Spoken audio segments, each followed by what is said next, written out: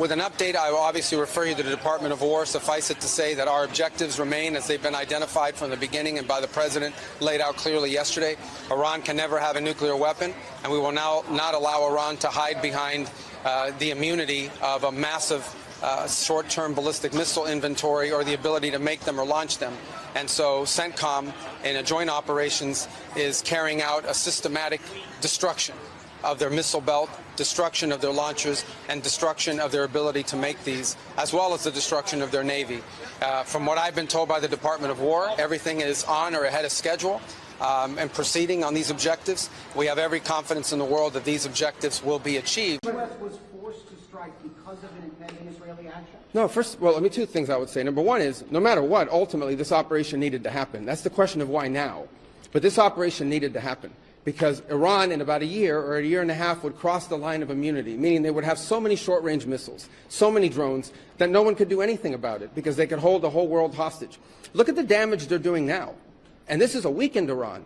Imagine a year from now. So that had to happen. Obviously, we were aware of Israeli intentions and understood what that would mean for us, and we had to be prepared to act as a result of it. But this had to happen no matter what. I said this yesterday, and I repeat, what's about to, you're about to see, we're going to unleash Chiang on these people in the next few hours and days. You're going to really begin to perceive a change in the scope and in the intensity of these attacks as, frankly, the two most powerful air forces in the world take apart this terroristic regime and defang it and take away its ability to threaten its neighbors or hide behind a zone of immunity that allows them to develop their nuclear ambitions. This terroristic, radical, cleric-led regime cannot be ever allowed to have nuclear weapons. We saw what they were willing to do to their own people. They were willing to slaughter their own people in the streets.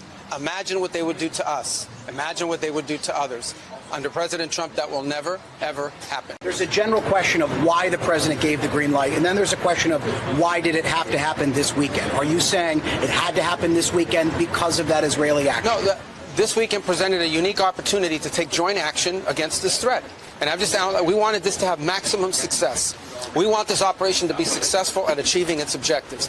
I'll repeat the objectives. The president laid them out yesterday. Iran cannot have a nuclear weapon. It cannot have, and therefore it cannot have the things it was hiding behind to have a nuclear weapons program. What are those things? Number one, we are going to destroy their missiles and their missile launchers. We are going to destroy their capability to make these missiles and these launchers, and we are going to destroy their Navy. Those are the objectives, and this weekend, acting at this time, gave us the highest probability of success in achieving those objectives, and as the Department of War will brief you, we are on or ahead of schedule to do that. I was asked a very specific question, so you guys can misrepresent it, but I was asked a very specific question yesterday. The bottom line is this. The president determined we were not going to get hit first. It's that simple, guys. We are not going to put Americans' troops in harm's way. If you tell the president of the United States that if we don't go first, we're going to have more people killed and more people injured, the president's going to go first. That's what he did. That's what the president will always do. He will always put the safety and security of our men and women in uniform and of all Americans before anything else. He's always going to do that, and that's what he did here. The United States made a decision. Under the president of the United States made a decision. This is intolerable. Iran cannot have these missiles, cannot have these drones, cannot threaten the world. The president said this is the weakest they've ever been. If we don't hit them now, a year from now, a year and a half from now, no one will be able to touch them, and they'll be able to do whatever they want. And he made a decision to go. And he made a decision to go in a joint operation because it gave us the highest chance of success, and he made the decision to go first because he concluded that we were not going to get hit first. We were not going to absorb a blow from them. We were going to go first. He was not going to run the risk that they could attack us before we could hit them, because in addition to costing lives, it would undermine the effectiveness of our operation. Listen, let me explain to you guys this in simple English. Okay? Iran is run by lunatics, religious fanatic lunatics. They have an ambition to have nuclear weapons. They intend to develop those nuclear weapons behind a program of missiles and drones and terrorism that the world will not be able to touch them for fear of those things. And this is the weakest they've ever been. Now is the time to go after them. The president made the decision to go after them, take away their missiles, take away their Navy, take away their drones, take away their ability to make those things so that they can never have a nuclear weapon. That's why the president made this decision. It was the right decision, and the world will be a safer place when these radical clerics no longer have access to these weapons. You see how they're using them now.